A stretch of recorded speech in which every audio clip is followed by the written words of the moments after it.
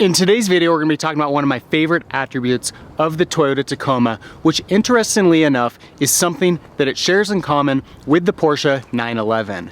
Now, it is a performance measure in a certain aspect, but obviously the Tacoma does not match the Porsche 911 when it comes to acceleration, horsepower, speed, and really it's not performance in that sense of the word.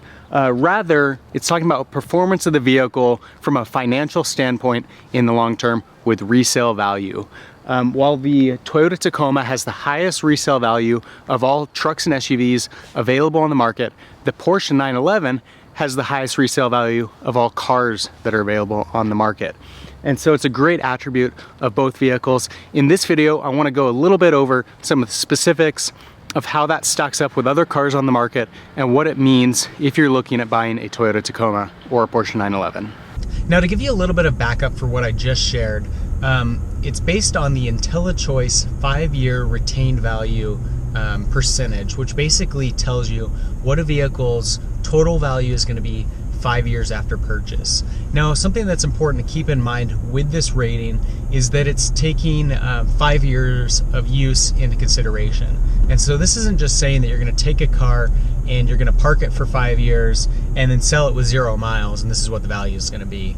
It's taking into consideration basically averages of number of miles driven, normal wear and tear on the vehicle, and saying what is it going to be worth 5 years after you originally purchased the vehicle.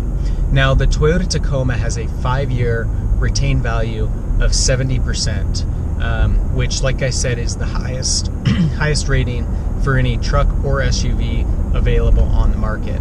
And what that means is that within 5 years of originally purchasing the vehicle, it's going to lose 30% of its value and retain 70% of that value.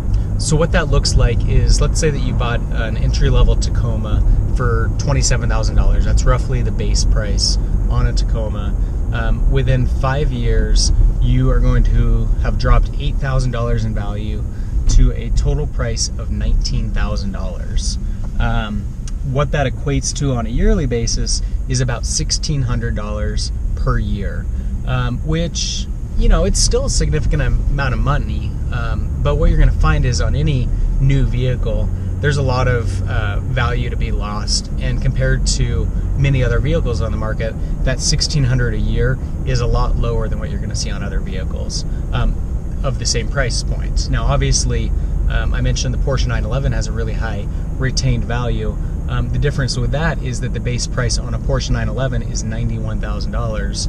Within 5 years, it's going to drop to about $53,000 or a loss of $38,000. So you're looking at $7,600 a year because of that really high point of entry. So obviously, you're still going to lose a lot of depreciation on a Porsche 911, but compared to other vehicles that are in that $90,000 range, it's pretty good in comparison to what you'd see on some of those others.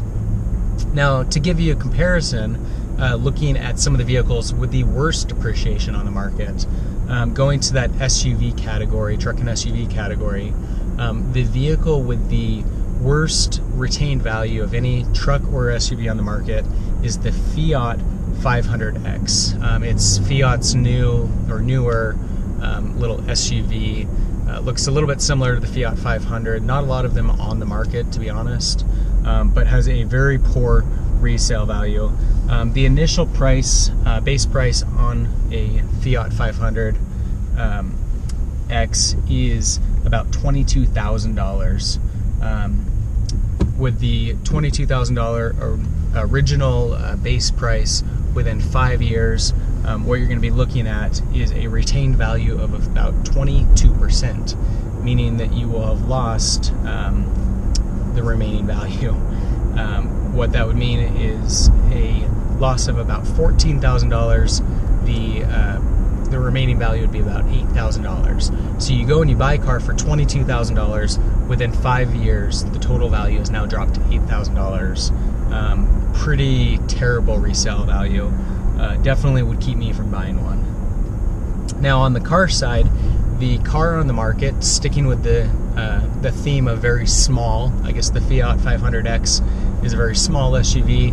thinking of cars, a very small car with very high resale value, you've got the Smart EQ 412, which is the smart car electric version. Has very poor resale value.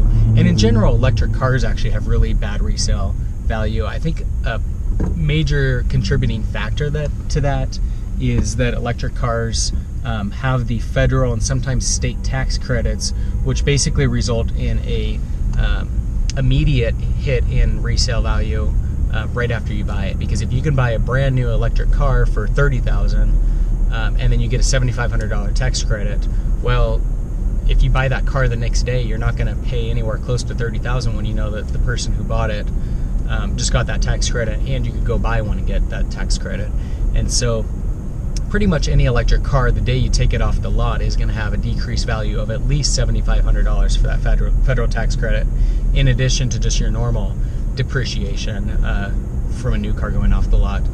So anyway, with that said, the smart car has really poor resale value. Its retained value is even lower than the Fiat 500X, sitting at 17%, meaning that if you bought one base price of about $25,000 brand new, you're going to have a $21,000 loss within 5 years, and the retained value is going to be about $4,000. So going from $25,000 to a $4,000 car within 5 years, pretty sad. Definitely would want to stay clear of one of those unless you're planning on keeping it or just really have an obsession with smart cars. So anyway, those are some of the statistics on the highest and lowest resale values for cars and trucks and SUVs on the market. Like I said, the Tacoma and the Porsche 911 are at that really high end of the spectrum, sitting in that 60 to 70% range. What you're going to find in general is that most trucks and SUVs have fairly good resale value. So if you're getting, say, a Ram 1500, a Silverado, a Toyota Tundra, Ford F-150, those are all going to have really good resale value. Likewise, their SUV counterparts, the Expedition, the Tahoe, the Yukon, those are all going to have really good resale value too. It's more on the smaller cars that you really see that hidden depreciation. Minivans are pretty bad. Like I said, electric cars are pretty bad. But whatever the case, if you are looking at buying a vehicle, it's a really important component to consider in the cost of ownership. Sometimes you don't see that depreciation front hand because you're not necessarily paying for it. It's not like paying for repairs on the vehicle, where reliability is really important from a cost standpoint because you end up paying for repair costs. But ultimately, depreciation can be just as much or significantly more than what you would ever pay for maintenance or repairs on a vehicle. It's a really important factor to consider. The IntelliChoice numbers that I gave you, those are provided by Motor Trend. If you're interested in looking at what a retained value is on another vehicle that I didn't mention, I'd recommend going to their website or purchasing a copy of the magazine.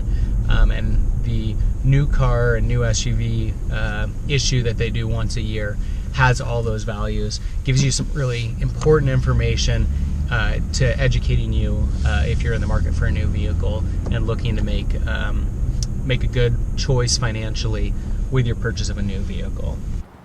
Now, obviously, there are a number of other components to consider as well if you're looking at the total cost of a vehicle. Beyond resale value, you've got gas mileage, you've got insurance costs, you've got maintenance costs. On the Porsche 911, those are all going to be very expensive.